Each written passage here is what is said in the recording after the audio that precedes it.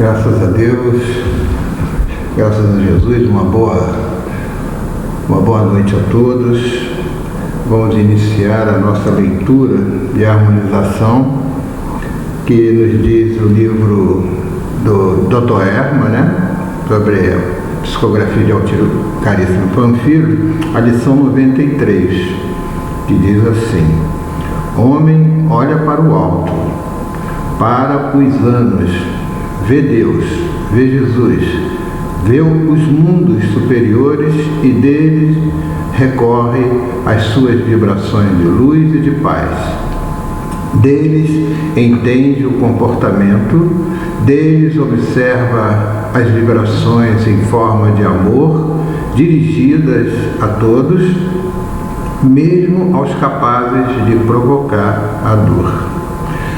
Então vamos à nossa prece, agradecendo a Deus, nosso Pai, a Jesus, agradecendo a falange socorrista, amorosa, da nossa querida Casa de Clarencio, agradecer ao nosso querido patrono Inácio Bittencourt, enfim, a todos os espíritos amigos para que possam, nesse momento, estar conosco para realizarmos o nosso trabalho, o nosso estudo.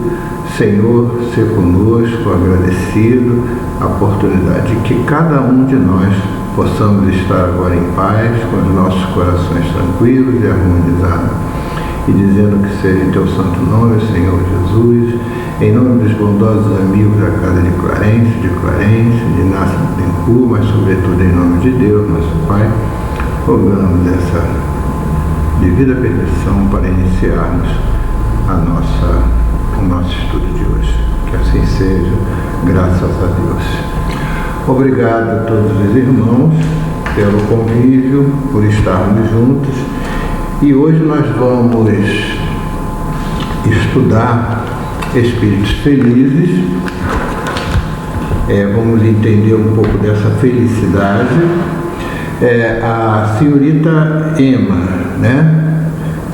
um espírito que foi intitulado aqui por Kardec, caracterizado como espírito felizes, tá? E vamos ver em que sentido é essa felicidade que esse espírito nos traz. Quem foi a senhorita Emma?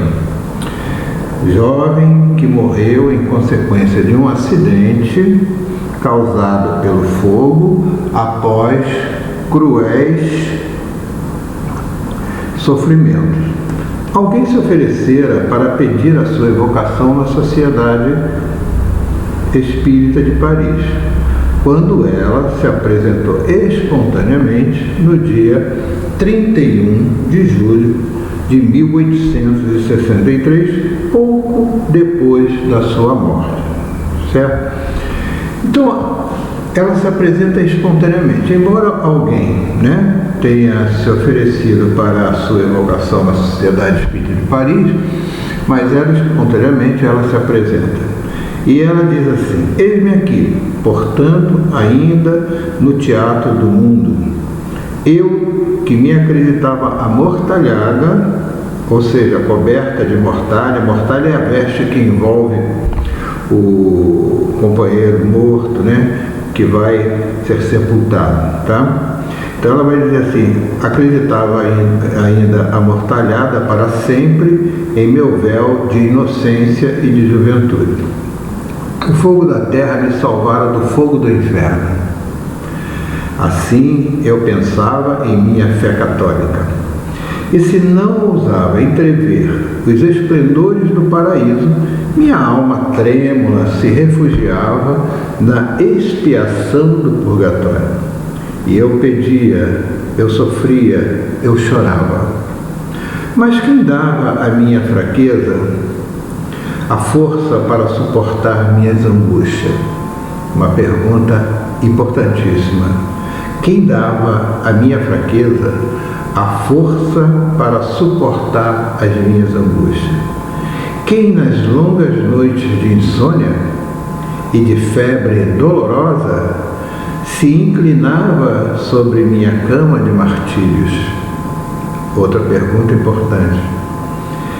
Quem refrescava meus lábios secos? Outra, também importantíssima. Éreis vós, meu anjo guardião, de quem a branca auréola me cercava? Éreis vós também, queridos espíritos amigos, que vinhas murmurar ao meu ouvido palavras de esperança e de amor? Chama que consumiu meu frágil corpo despojou-me do interesse pelo que acontecia. Por isso morri, já vivendo a verdadeira vida. Não senti perturbação, entrei serena e concentrada no dia radioso que envolve aqueles que, depois de terem sofrido muito, esperavam um pouco. Minha mãe, minha querida mãe, foi a última vibração terrestre que ressoou em minha alma. Quanto eu queria que ela tivesse se tornado espírita. Separei-me da árvore terrestre como um fruto maduro antes do tempo. Ainda não tinha sido tocada pelo demônio do orgulho, que instiga as almas dos infelizes, arrebatadas pelo sucesso brilhante e o enlevo da juventude. Bendigo as chamas, bendigo o sofrimento, bendigo a prova que era uma expiação. Semelhante a esses leves fios brancos do outono, eu flutuo, levada pela corrente luminosa. Não são mais as estrelas de diamantes que brilham sobre minha fronte, mas as estrelas de ouro e do bom Deus. Bom, mediante a essa mensagem trazida pela senhorita Taima na Sociedade de Paris, então nós já temos um manancial de informações que a gente pode entender por que um espírito, que passou por sofrimentos, passou por dores na sua encarnação, teve uma morte trágica, pelo fogo, queimada pelo fogo, passou antes da morte por angústias e sofrimentos atrozes, e mesmo assim esse espírito, ao se encontrar totalmente desligado do seu corpo físico na espiritualidade, esse espírito se diz assim: eu sou feliz. Então isso é bom que a gente entenda. A primeira coisa que nós vamos falar aqui foi justamente quem é que atenuava aquelas angústias, aquelas dores no seu leito de dor, naqueles momentos de insônia, naqueles momentos de angústia. Quem que trazia? Então ela mesmo faz como se ela mesmo respondesse: o meu anjo guardião, os meus espíritos que me protegem, que me amparam, mostrando primeiramente que nós, mesmo nos nossos desencarnes, aonde nós estamos em processo traumático de desencarne, não estamos sozinhos, estamos sempre com a proteção amiga desses espíritos que nos protegem, nos guardam, nos guiam, nos amparam, entendeu? Então isso já é uma questão de entendimento, tá? Esse entendimento com relação à proteção que nós temos. Então ela pedindo sempre, mostrando sempre aquele espírito que o ajudava, dando forças a ela para que ela se mantivesse de uma forma, ou seja, ela conseguisse ter um refrigério, criando aquela força para suportar aquela dificuldade daquele momento, aquela dor provatória naquele momento. Então isso é a primeira característica que ela vai falar. Éres, meu anjo guardião, de que uma hora que me cercava e também a chama que consumiu o meu corpo despojou-me do interesse pelo que acontecia. Por isso morri, já vivendo a verdadeira vida. E vem uma outra informação, do qual nós vamos entender isso quando nós estudamos a passagem é justamente quando ela diz assim: não senti perturbação, entrei serena e concentrada no dia radioso que envolve aqueles que, depois de terem sofrido muito, esperavam um pouco. Então ela vai dizer assim, né? Eu não senti perturbação, ou talvez a perturbação que ela sentiu fosse tão mínima, que ela, como ela diz aqui, pôde entrar na vida espiritual serenamente. Então, essa questão da perturbação, nós vamos ver que ela está atrelada à condição do espírito, à condição de apego, né? dessa nossa apego às coisas da vida material, né? Apego às nossas paixões terrenas. Então, quanto mais apegado é o espírito, mais nós estamos naquela situação em que essa perturbação ela pode se alongar. E por que vem a perturbação? E ela diz que é serena. É serena justamente após os desligamentos, né? Ela ser totalmente desconectada, seu perispírito, de todo o corpo físico, de todos os liames que prendiam ainda ao seu corpo físico. É isso que ela chama-se de liberdade, e entrou serena, que não teve perturbação.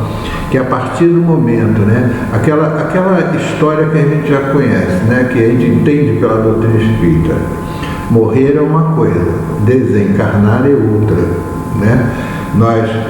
Geralmente nós podemos morrer, mas ainda não estamos desencarnados pela dificuldade, mais ou menos, ou quase nenhuma, ou pode haver até que o espírito ele realmente não venha sentir nenhum resquício com relação a isso. Ela sente, entendeu? Totalmente desligada dos liames que aprendia o seu corpo físico, né? E quanto mais a gente preso, mais esse desligamento ele é um pouco mais prolongado. É o que acontece de ainda espíritos relatarem a Kardec, né, que ainda se sentiam presos ao seu corpo. É bem interessante isso, nós vamos ver mais adiante, né, quando estudarmos espíritos sofredores, espíritos em situações mais de imperfeições, né? Então nós vamos ver o que eles relatam sobre esse momento. Então isso é importante para nós, o quanto nós precisamos, né, dirigir as nossas vidas para entendermos essas questões, esse desligamento. Depois ela fala que a minha mãe, minha querida mãe, foi a última vibração terrestre que ressoou em minha alma. A última vibração que ressoou. Quanto eu queria que ela tivesse se tornado espírita. Por que ela diz isso, né? É claro que a felicidade que o espírito sente ao desencarnar não seja essencialmente pelo motivo dele ser espírita. Não. Pode ter outras confissões religiosas. Não, isso não quer dizer nada, tá? O que é importante é a sua compreensão de Deus. O que é importante é o bem que ele fez na terra, a compreensão de ter perdoado aqueles que foram seus desafetos e não deixar de ajudá-los, como muitos relatam. Não deixei de ajudar mesmo aqueles que me fizeram mal, né? que me fizeram sofrer, entendeu? Então é essa oportunidade do bem que vai fazer com que o espírito ele tenha essa sensação de felicidade realmente. O que é essa felicidade desse espírito? É aquela questão do dever cumprido, né? É aquele espírito que diz assim: eu cumpri o meu dever. Isso dá uma sensação de felicidade. É aquele espírito que diz assim: eu fui honesto com Deus. Então essa felicidade ela está ligada à nossa honestidade com Deus, às suas leis, né? Embora muitos desses espíritos ainda que são felizes, né, com essa felicidade relativa à sua condição ainda, espíritos que já podem dizer assim, com uma elevação moral, né, e chegam com essa elevação moral, são superiores, mas não são espíritos ainda purificados, né? Ou seja, espíritos que já gozam de uma felicidade plena, mas gozam nesse momento de uma felicidade do dever cumprido e a felicidade de terem sido honestos com Deus, né? Isso é bom, porque o bem, né, consiste no único objetivo da vida, né? Então essa que é a questão da felicidade, quando a gente começa a entender, né, quando ela diz aqui, então, como eu queria que minha mãe fosse espírita? Por que ela fala isso? Porque o conhecimento espírita, ele nos ajuda bastante. Essa que é a questão, porque ela toca aqui. Como isso ajudaria a mãe dela, que no momento que a filha perde, vamos dizer assim, né, teve a perda da sua filha, né, física, né, o quanto, né, isso a fez doer, fez sofrer, né? Então ela vai dizer assim, o quanto o conhecimento espírita poderia ajudar a minha mãe nesse momento. Por quê? Porque o espiritismo, na sua essência, é uma doutrina consoladora, é uma doutrina que conforta os corações. Vocês vejam que num momento tão difícil nosso, em que quantas pessoas chegam agora na nossa casa espírita com seus coraçãozinhos doloridos, né, por perda de entes queridos, né, de toda a ordem, devido a uma pandemia ou de outras enfermidades.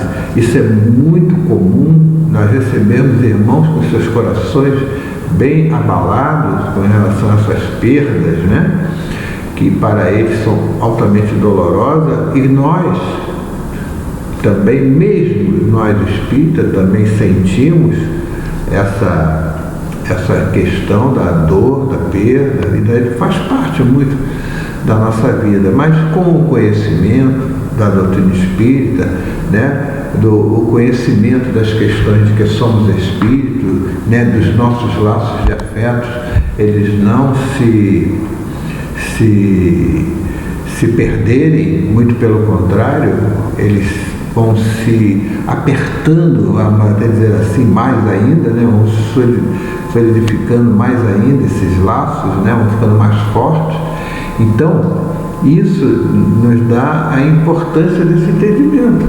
Por isso ela diz assim, queria tanto que minha mãe fosse espírita, para que ela pudesse ter o coraçãozinho dela mais confortado com relação às dores que eu passei, que foram dores purgativas, foram dores aonde eu pude vencer, talvez passados, né, que não foram tão edificantes assim, embora ela trouxe muitas conquistas com ela, mas teve muitas coisas que ela precisou purgar, vamos dizer assim, do seu passado, que pode trazer algum tipo de dificuldade para o espírito, e ela vence, através da reencarnação, ela vence essas questões. Então é isso que a gente constata. Então a gente vai vendo o verdadeiro significado dessa felicidade, né, que nós buscamos, que nós hoje buscamos quando buscamos o entendimento do Espiritismo, quando buscamos o entendimento do bem. Entendeu? Então o que a gente faz? A gente vai trabalhando essas coisas, vai entendendo, e a doutrina espírita, ela é consoladora para todos esses irmãos que chegam nela, para que eles entendam, né, que nós estamos aqui e continuamos apenas, né, a questão da invisibilidade, por exemplo, não quer dizer que nós perdemos. Então, nós continuamos espiritualmente ligados. Essa que é a verdade. Isso nos conforta, e ela poder entender, né, sua mãezinha, que ela está agora feliz e liberta na sua vida espiritual. Entendeu? Então, nós vamos constatar esse verdadeiro significado da felicidade, vamos constatar, né, a situação do espírito após a morte do corpo, que depende das suas conquistas morais. Olha só, né? Então, quando ela fala da sua perturbação, que não foi, que não teve perturbação, que ela entrou serena, tranquila na espiritualidade, se entregou naquele momento em que ela pôde. Então isso, né, é o que diz aqui, faz com que nós podemos constatar que muitas desses méritos do Espírito é justamente essas conquistas morais que eles já adquiriram, né? Vêm adquirindo através do trabalho. Também podemos reconhecer que o conhecimento da doutrina ajuda ao esclarecimento. Foi justamente quando conversamos com relação à sua mãezinha, né? A sua mãe, com relação ao quanto o conhecimento nos ajuda, o conhecimento espírita, a entendermos, a não fazermos julgamentos, né? Porque nós julgamos Deus, por que Deus fez isso, por que Deus fez aquilo, por que Deus me condenou, por que Deus me castigou, né? E nós hoje sabemos que Deus não castiga, que Deus não pune. Deus é amor, é justiça, é caridade. Deus é bom, justo, onisciente, onipotente. Nós já sabemos disso. Foi Jesus que trouxe para nós esse Deus bom para nós. Deus Pai. Deus Pai. E aí nós vamos ver Jesus muitas vezes na língua que Jesus rezava, né? Ele se dirigia ao Pai como Paizinho, né? A forma afetiva com que Jesus muitas vezes se dirigia a Deus, como Paizinho. Então foi o próprio Jesus que trouxe esse Deus Pai. Então não há punição, não há castigo. O que há são consequências dos nossos atos, do qual somos acusados pela nossa própria consciência. Então a nossa consciência, na realidade, é ela que é o nosso grande juiz, né? E justamente nesse momento em que ela nos acusa, é que vamos nos arrepender das nossas faltas, dos nossos erros.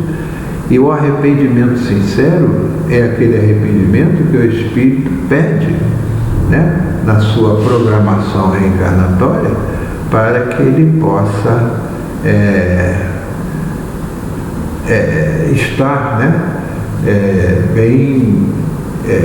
resolver as suas questões reencarnatórias, né, pelo determinismo da lei, então pelas nossas escolhas, né? Então esses desencarnes, muitas vezes que nós vamos ver daí, mas esse espírito tão bom, tão tranquilo, como ele pode ter um desencarne assim? De repente pode ter sido uma escolha do espírito o desencarnar assim, com uma forma de ressarcir com a lei do seu passado. E aí o espírito, ele completa plenamente as suas questões reencarnatórias. E é aquilo que ele vai dizer quando chega na fase espiritual: eu sou feliz, tá? Então esses são os pontos essenciais. Quais pontos essenciais que nós vamos vendo aqui, essa irmã, né? Que ela vai ter depois uma outra mensagem, que ela vai dizer assim: em outro centro, no Hever, no dia 30 de julho de 1863, o mesmo espírito deu também espontaneamente a seguinte comunicação: aqueles que sofrem na terra são recompensados na outra vida. Deus é pleno de justiça e de misericórdia com aqueles que sofrem no mundo. Ele concede um prazer tão puro, uma felicidade tão perfeita, que não deveríamos recear os sofrimentos nem a morte. A convicção, né, como sabe o Espírito, ele é o Espírito que já não acredita. Ele não acredita mais, né, na vida plena, na vida após a morte, mas ele sabe, ele já sabe que ele não precisa mais temer a morte, entendeu? Isso já está na sua consciência, nas suas, vamos dizer assim, na sua vivência, né, do Evangelho de Jesus. Que deveram o sofrimento humanos reconhecer os misteriosos desígnios do nosso Criador. A Terra, porém, é um lugar de provas, muitas vezes bem grande, muitas vezes semeadas de dores lancinantes. Resignai-vos. O que é a resignação? Consentimento do coração. Resignai-vos, né? Com todas, se elas incidirem sobre vós. Inclinai-vos a tudo, diante da bondade suprema de Deus, que é todo-poderoso. E se ele vos der um fardo pesado para aguentar, se vos chamar para junto dele, após grandes sofrimentos, vereis na outra vida a vida feliz.